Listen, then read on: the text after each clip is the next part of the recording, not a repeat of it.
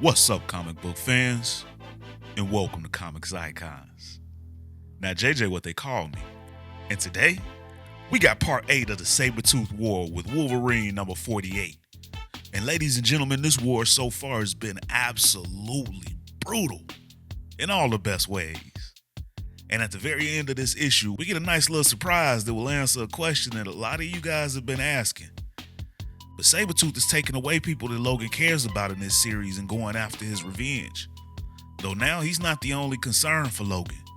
And if you guys need to get caught up with this series, then I'll place a card at the top of the screen right now and the link at the end of the video. But now Graydon Creed is back in the foray, and he shows himself here to be a complete hoss. Plus, in the issue before last, Logan was hit by a depowering gun from Forge's lab and is now without his healing ability.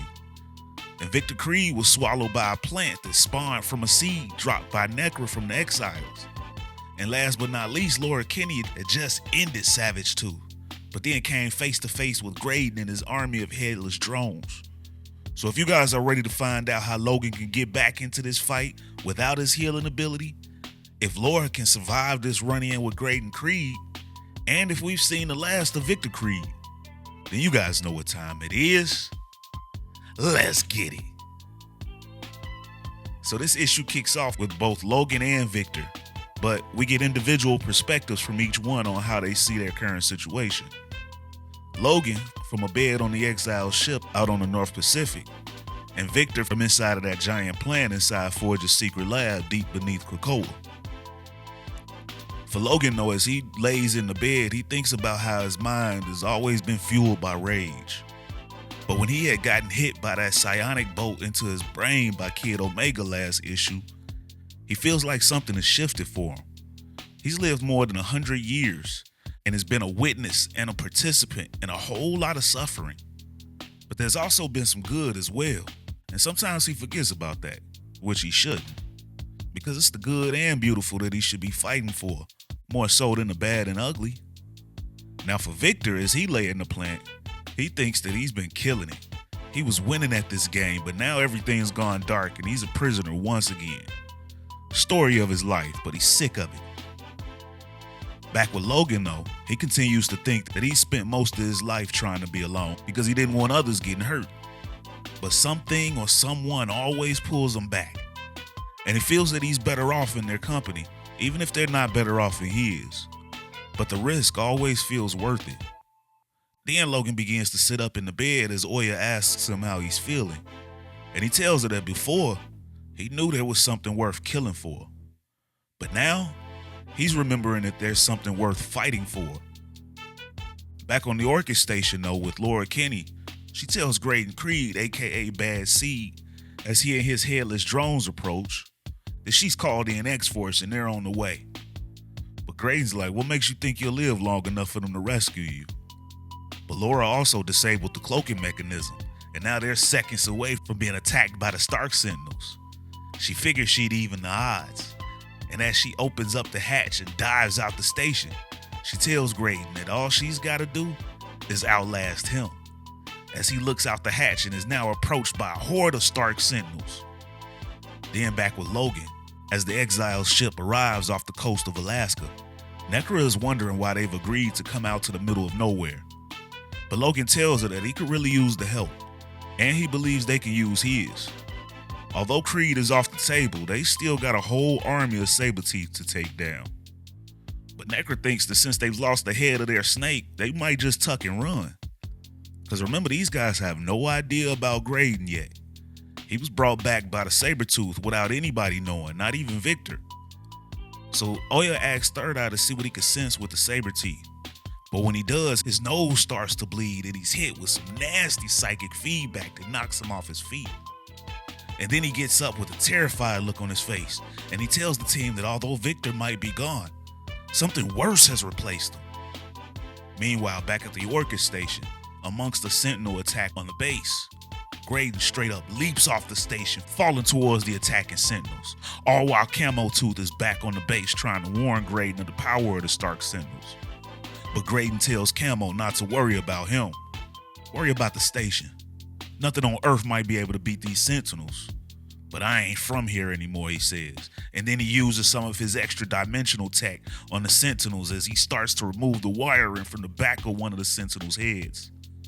But Camo, though, is in some serious trouble as the base is still under attack by the rest of the Sentinels. And one more energy blast and his station is going into the ocean, Camo says.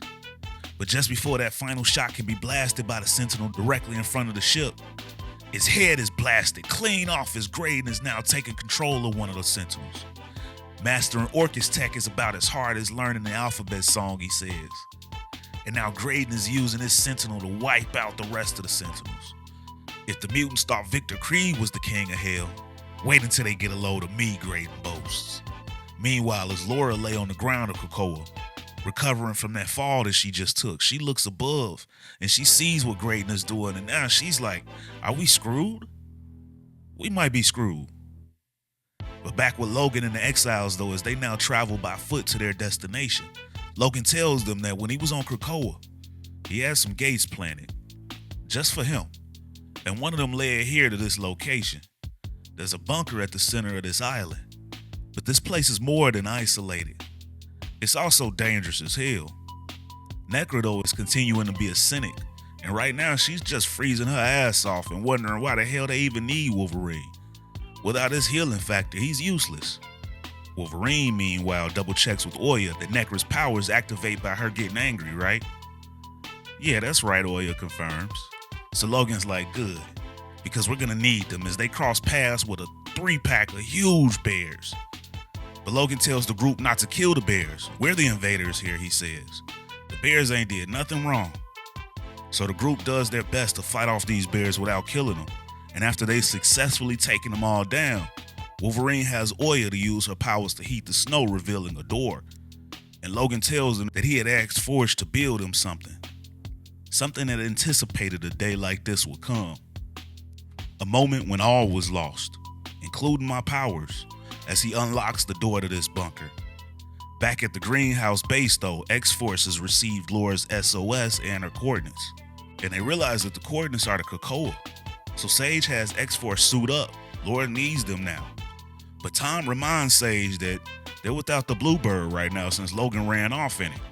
But Sage turns to Tom and tells him that he knows what they need him to do. And Tom insists that it's not that easy.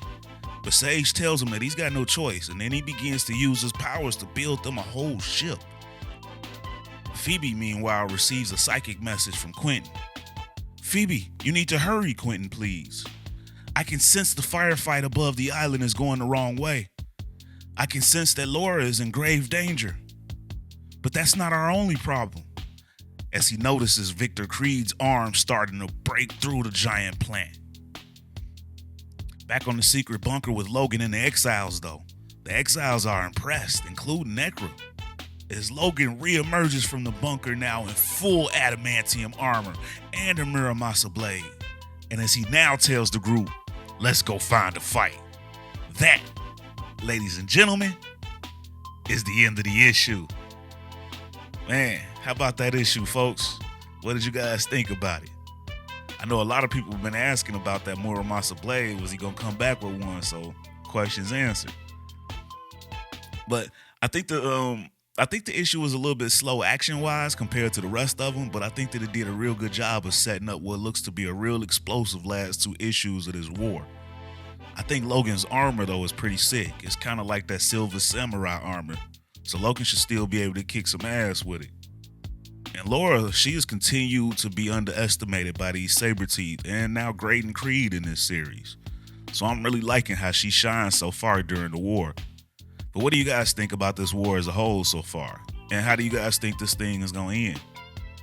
And as always, if you guys enjoyed this video and this channel, and you'd like to support the channel, then you could do so by stopping by the Comics Icon store and picking up some new merch, including the background music heard here in this video. Or by joining the Iconic Fan Club channel membership, and there'll be a link in the description to join. But with your membership, you'll gain access to weekly interactive live streams with yours truly, where we could talk about everything that's been going down in these issues, as well as ones that you'd like for me to go over in the future, and other comic book news as well. Plus, you guys will get loyalty badges, member shoutouts in these videos, and up to 20% off of Comics Icons merchandise from the store. And now we've got new tiers to the memberships as well, starting at just 99 cents. And all tiers get access to the weekly live stream. Or you guys can donate to the channel with the super thanks. And if you're not able to do any of those, then you could also still be a tremendous help to this channel's future by dropping a like, share, and subscribing to Comics Icons for more icons in the comic book world. But ladies and gentlemen, it's about that time. I'm out. Peace.